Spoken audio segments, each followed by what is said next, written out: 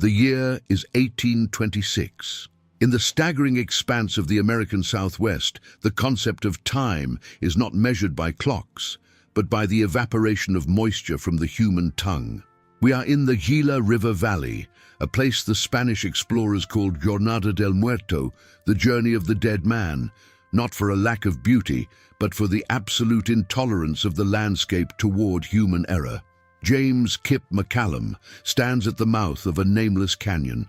He's 32 years old, but in the harsh, ultraviolet light of the high desert, his face is a roadmap of premature agedness. His eyes, once a vibrant hunter's green, are now filmed with the caliche dust of the basin. Beside him stand four men: Miller, a veteran of the War of 1812, Silas, a teenage runaway from St. Louis, and the brothers Weaver, men who had survived the freezing rapids of the Snake River only to find themselves withered by the dry heat of the South. Historical records from this era show that the 1820s were the true Wild West, a period long before the iconic cowboys and railroads. This was the era of the mountain man, a figure often romanticized as a titan of the wilderness. However, the archival reality is far bleaker. To be a trapper in 1826 was to be an industrial laborer in a factory of thorns and rock. They were here for Castor canadensis, the North American beaver, whose felted fur was the black gold of the London and Parisian hat markets. To understand the gravity of their predicament, one must understand the Gila River's deceptive nature. In the 1820s, the river was not the depleted irrigation ditch seen in modern times. It was a chaotic, braided system of seasonal floods and subterranean sinks. A trapper could follow a lush, willow-lined bank for 10 miles, only to have the water vanish into the sand, leaving him stranded in a box canyon, a geological trap where the walls rise vertically, offering no escape but the way one came. And the way back was often guarded by the sun. MacCallum looks at his boots. They are made of moose hide, stitched with sinew.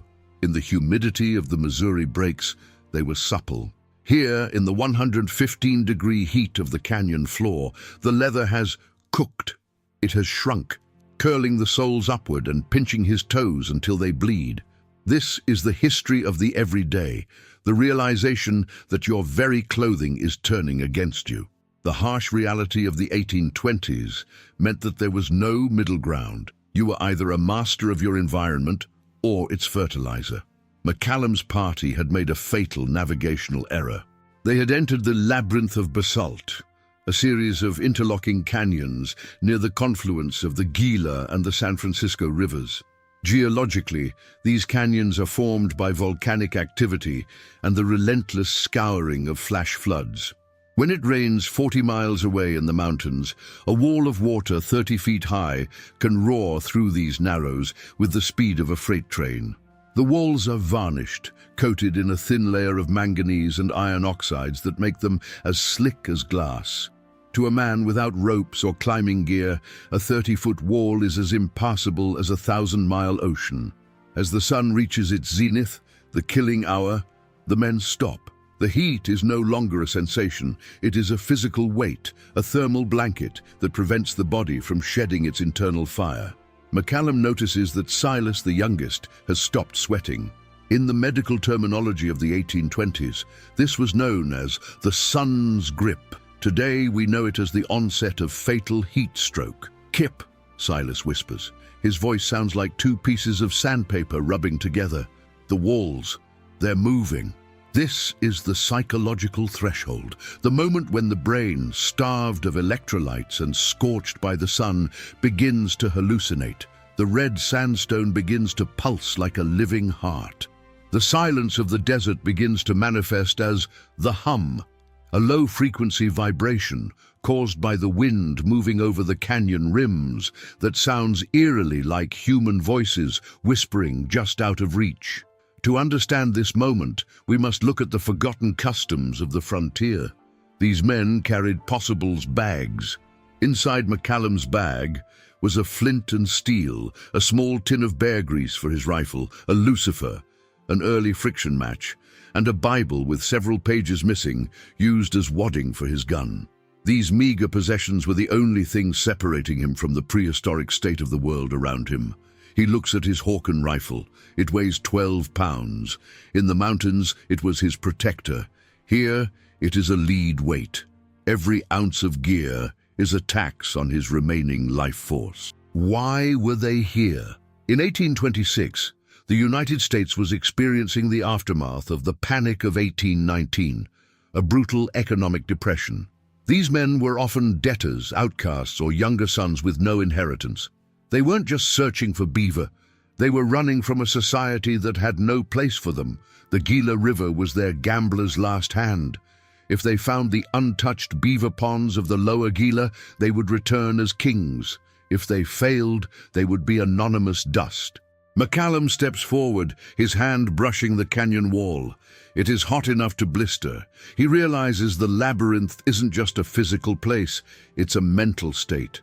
The moment you stop believing there is an exit, the desert has already won. "We don't go back," MacCallum says, his voice cracking. "The water didn't just disappear, it went down. We follow the canyon bed, we find the seeps, or we die as men instead of crawling like curs back to the sandhills."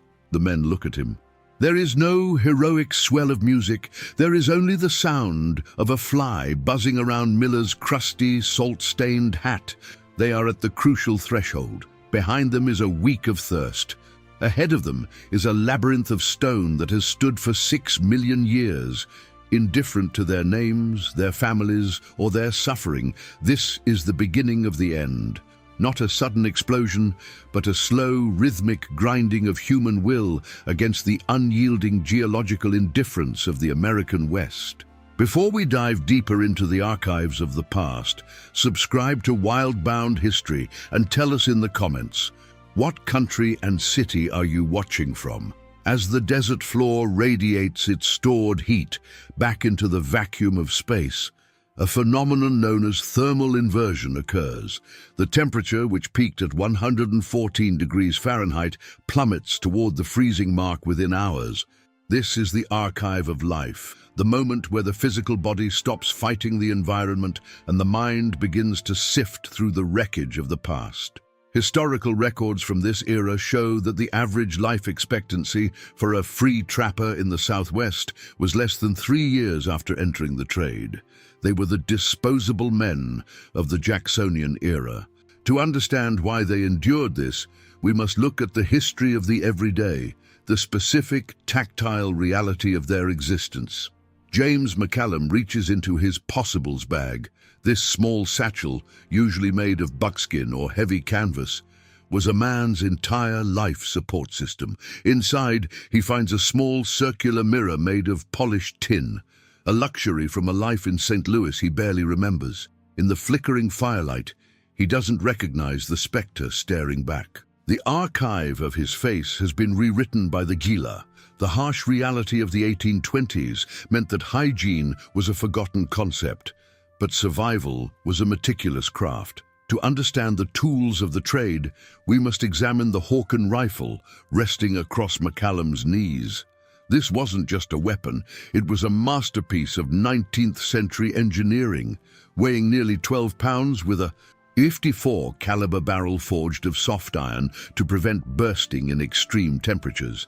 It was designed to drop a grizzly or a buffalo at 200 yards, but here in the labyrinth of stone, it is a useless relic. You cannot shoot thirst, you cannot bayonet a canyon wall. In the 1820s, a trapper's kit was a balance of weight versus utility.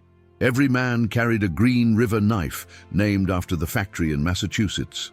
These blades were high-carbon steel, brittle enough to snap if used as a pry bar, but capable of holding an edge that could skin a beaver in 6 minutes. MacCallum runs his thumb over the blade. It is notched. He used it earlier to dig into the caliche, a hardened layer of calcium carbonate, in a desperate search for a seep of water. He found only bone-dry dust and the fossilized remains of ancient seashells, a cruel reminder that this desert was once an ocean. As the cold settles into their marrow, the men begin to hallucinate through memory.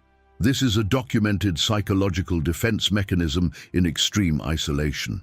Silas, the youngest, begins to speak of Arbuckle's coffee and the smell of damp Missouri earth after a spring rain. In his mind, he is no longer in a stone trap. He is back in his mother's kitchen. To understand this moment, we must look at the forgotten customs of the 1820s frontier. Trappers often lived in a state of cultural suspension. They had discarded the civilized clothes of the East, linen shirts and wool trousers, for brain-tanned buckskins. This wasn't a fashion choice. It was a technical necessity. Brain tanning uses the emulsified oils from the animal's own brain to break down the fibers of the hide, creating a material that is windproof, thorn-resistant, and, crucially, can be repaired with a simple bone awl and sinew. However, there is a dark side to this archive of life. Buckskin, when dry, is like armor. When it gets wet, from the rare, violent Gila thunderstorms, it stretches and becomes heavy, weighing up to 30 pounds. When it dries again, it shrinks with enough force to strangle a limb or warp a man's spine. MacCallum feels his leggings tightening as the night air draws the last of the moisture from the leather. He is being slowly cased in his own clothing. We must ask, what was the cost of the beaver pelt? By 1826, the Hudson's Bay Company and the American Fur Company had implemented a scorched earth policy. They intentionally overtrapped regions to create fur deserts, ensuring that rival companies would find nothing but starvation. MacCallum's party was a victim of this corporate warfare. They had pushed into the Gila because the traditional grounds had been stripped bare. They were chasing the ghost of the beaver into a geographical dead end. "I remember the Ohio," Miller says, his voice a ghost. "The water was so thick with silt you could walk on it, but it was water.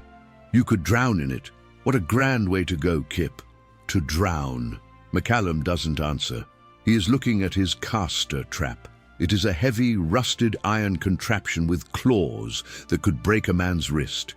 It represents the old-world greed that brought them here. He realizes that they have become the prey. The labyrinth of stone is the trap, and the bait was the promise of wealth that never existed. The psychological isolation is beginning to manifest as a splitting of the self. In his journal, recovered years later, though partially illegible, MacCallum writes of the other man, a shadow he sees dancing on the canyon walls that seems to know the way out. This is the third man factor, a common report among survivors of extreme endurance events where the brain creates a guardian or guide to cope with the impossibility of the situation.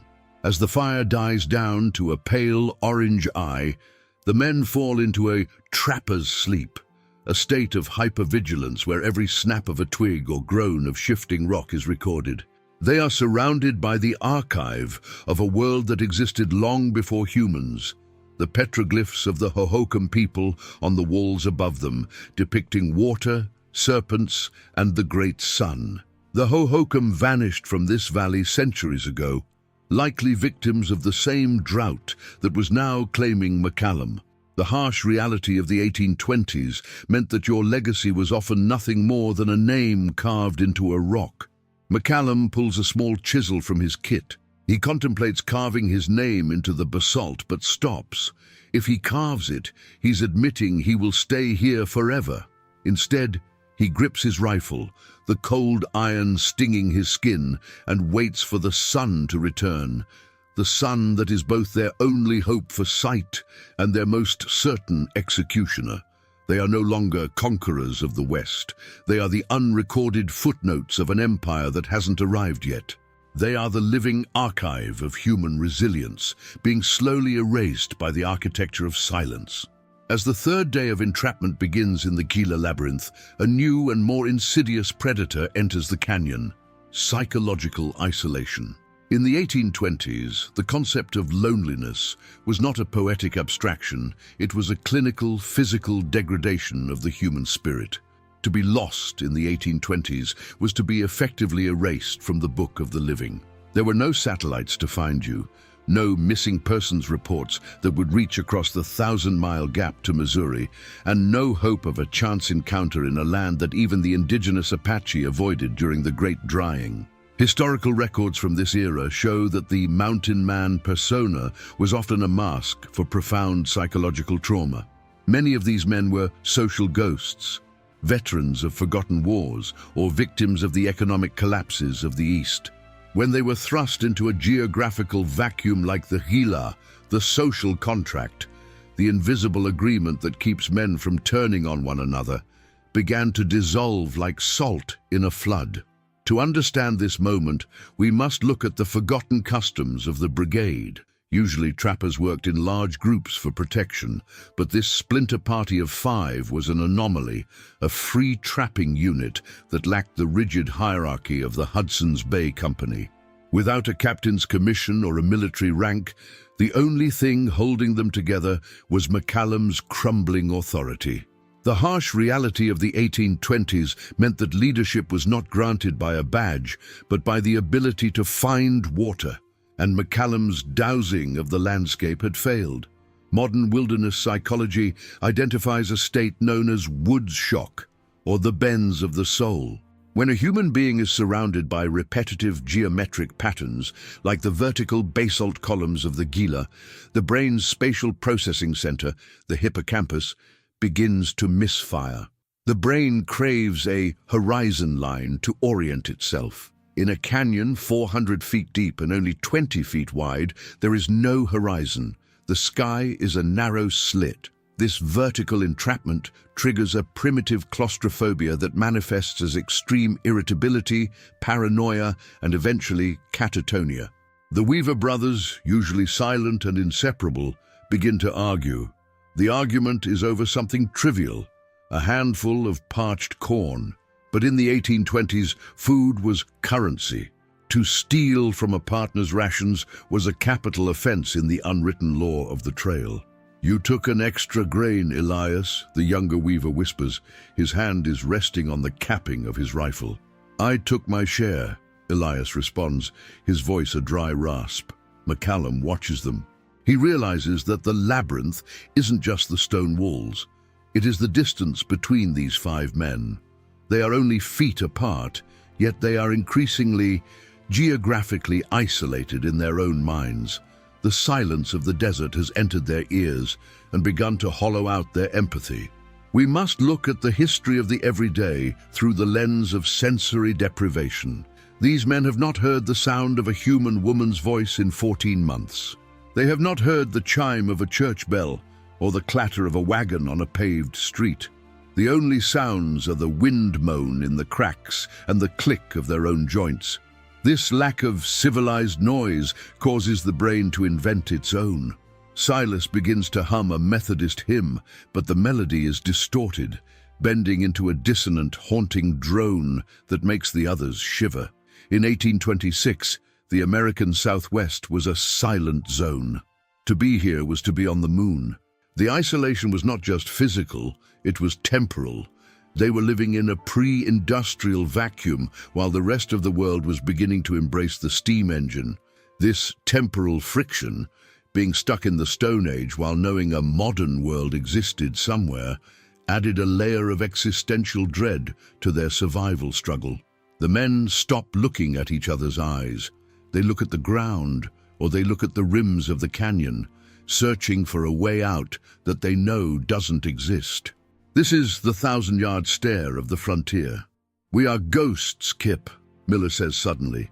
He's sitting against a boulder, his legs stretched out like dead timber. "We died back at the river crossing. We just haven't realized it yet. This is the place where God puts the things he's finished with." MacCallum doesn't argue.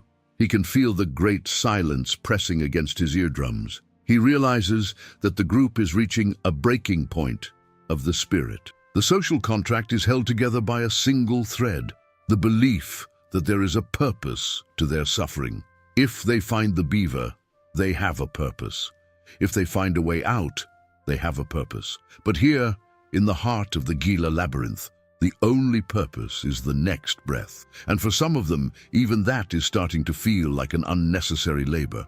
These men were raised in a culture of stoicism. To complain was to be feminine.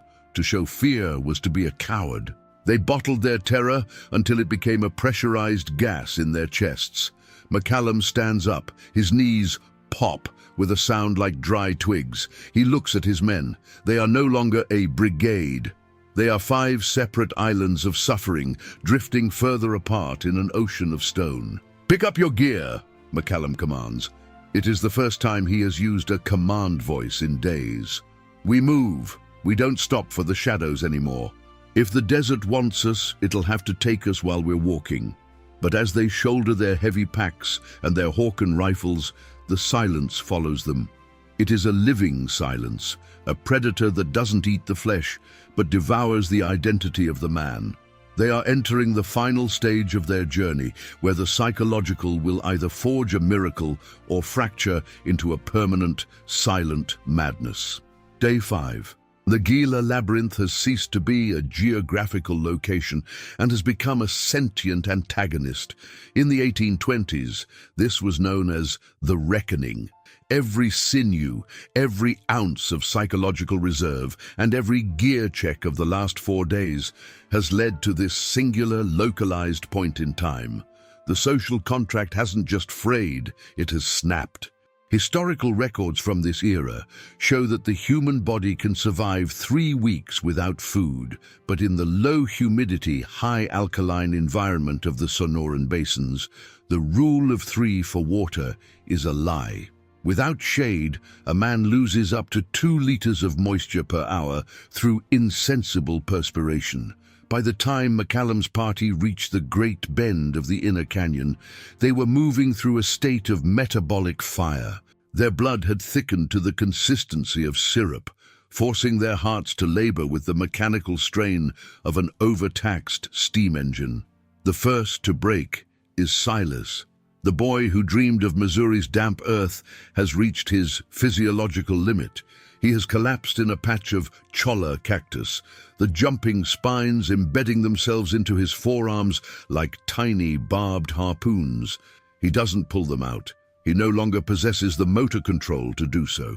The harsh reality of the 1820s meant that compassion was a luxury that cost gallons of water. To stop and carry a man was to sign the death warrants of the entire party. Here, the lead documentarian must highlight the cruel arithmetic of the frontier. 5 men sharing a pint of water might all die. 3 men taking that same pint might live to tell the story. To understand the breaking point, we must look at the medical reality of 1826. Without water, the kidneys begin to shut down, a process called acute renal failure. As toxins build up in the bloodstream, the brain enters a state of delirium tremens. The victim becomes hyper-aggressive or completely docile. Silas is docile. He looks at MacCallum with eyes that are milky, the corneas drying out from the constant salt wind. Miller, the veteran, has his Hawken rifle leveled not at the horizon, but at the Weaver brothers. Paranoia, fueled by the lithium and arsenic traces often found in the stagnant seep water they had tried to drink, has taken hold. "You're hiding it," Miller rasps. His tongue is swollen, protruding slightly from his lips. "The canteen. I saw the bulge in your pack, Elias. You've been drinking in the night while the boy dies." Elias Weaver doesn't move. He doesn't have the energy to defend his honor. He simply stares at the muzzle of the .54 caliber rifle. In the history of the everyday, this was the final dispute. Many skeletons found in the 19th century West were discovered with lead in their ribs, not from Indians or outlaws, but from their own partners in the final stages of thirst madness. To understand this moment, we must look at the customs of the desperate. MacCallum steps between them. He doesn't use his gun. He uses the only thing he has left, the command of the grave. He places his hand on the hot iron of Miller's barrel and pushes it down. "There is no water, Miller," MacCallum says. The words cost him a jagged pain in his chest. "If you kill him, you just have another mouth to bury. Look up." MacCallum points to the canyon rim. For the first time, the labyrinth has changed. The vertical walls have slumped into a series of steep, debris-strewn slopes known as talus. It is an exit, but it is a 1,000-foot climb through loose scree, shards of volcanic rock as sharp as obsidian razors. The climax is not a battle, It is a vertical crawl. MacCallum carries the archive of life, the group's remaining journals, and the beaver pelts they had managed to keep. But as he reaches the midway point, he realizes the weight is a suicide vest. With a guttural cry that is more animal than human, he hurls the black gold into the abyss. He watches the beaver skins, the very reason for their suffering, flutter down like dead leaves into the shadows of the labyrinth. This is the sacrifice to the healer. By discarding the pelts, MacCallum is discarding his civilized identity. He's no longer a businessman or a trapper. He's a biological entity trying to reach the oxygen of the rim. But Silas cannot climb. The boy is anchored to the floor by the heat. Miller and the weavers reach the rim first, their figures silhouetted against the sun like stickmen from an ancient petroglyph. They don't look back. They have entered the survival trance, a state where the self is the only thing that exists. MacCallum is the last. He reaches back for Silas, but the boy's hand slips through his like sand. "Go," Silas whispers. It isn't a heroic sacrifice. It is the apathy of the dying. The water is in the ground, Kip. I can hear it now. It's so loud. MacCallum reaches the top. He collapses on the mesa, a flat, scorched plateau that stretches for 50 miles in every direction. He looks back into the labyrinth of stone. Silas is a small, dark speck in the red shadows. The breaking point has passed. The group has been distilled. 5 entered, 4 remain. The price of the exit was the youngest among them, and the very wealth they went in to find. The harsh reality of the 1820s meant that there was no time for a funeral. To mourn was to dehydrate. MacCallum turns his back on the canyon, his feet bleeding into the dust of the mesa, and begins the long, silent walk toward a horizon that offers no promises. They emerged from the labyrinth of stone not as victors, but as hollowed-out remnants. The 4 survivors, MacCallum, Miller, and the Weaver brothers, had crossed the physical threshold of the canyon. But the historical aftermath of such a journey is rarely found in the physical wounds. It is found in the silence of the survivors. Historical records from this era show that the trauma of the 1820s frontier was often expressed through the Great Withdrawal. Men who survived these death marches in the Southwest rarely spoke of them again. Unlike the celebrated explorers like Lewis and Clark, whose journeys were subsidized by the government and meticulously documented for the public, free trappers like MacCallum were the invisible pioneers. Their failures were not news. They were simply the cost of doing business in an unmapped world. To understand the aftermath, we must look at the history of the everyday through the lens of post-traumatic geography. For the rest of his life, MacCallum would report an inability to be in closed spaces. The walls of a tavern in St. Louis or the timbered rooms of a frontier fort would trigger a phantom thirst, a psychosomatic tightening of the throat that no amount of water could quench. The harsh reality of the 1820s meant that there was no reintegration. You did not return from the Gila Labyrinth and resume your place in society. You were branded by the experience. What happened to the labyrinth itself? In the years following 1826, the Gila River remained a graveyard of ambition.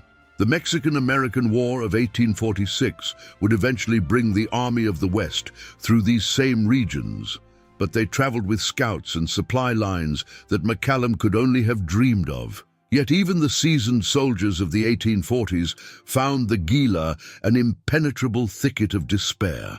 The aftermath for the land was one of delayed conquest. Because the trappers had failed to find a commercial highway through the Gila, the region remained wild for nearly 30 more years, protected by its own lethality. We must examine the forgotten customs of the vow.